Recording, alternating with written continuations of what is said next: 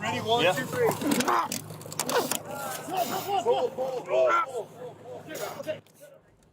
Wow, first responders lift a car to free a motorcyclist who was pinned underneath. This happened back on June 16th.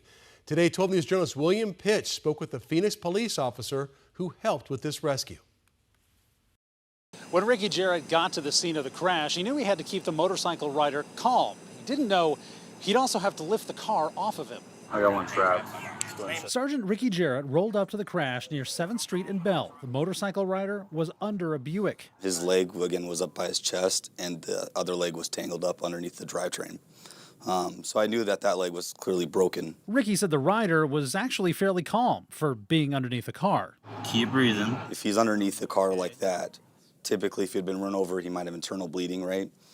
So I was nervous that if he'd been moved or adjusted, if he has internal bleeding or a spinal injury, he's going to be it's going to go south pretty fast for that guy. All right, I'm right here with you, bud, all right? At that point, yeah, I just need to keep the dude calm, try to talk to him.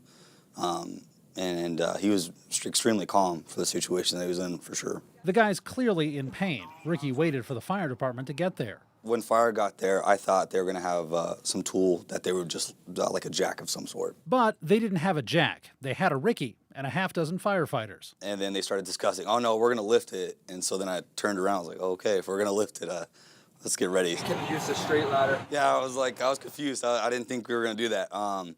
And then in the back of my mind, I was like, oh man, hopefully I get an easy spot because this is gonna be heavy.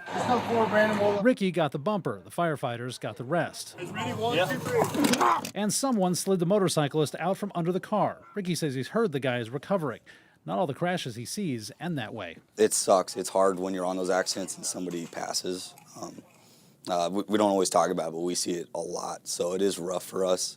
So it's nice when we can see, hey, everything we did worked. This guy is safe. He gets to go home to his family. Ready, one, two, three. William Pitts, 12 News. What you call teamwork. That's crazy, though.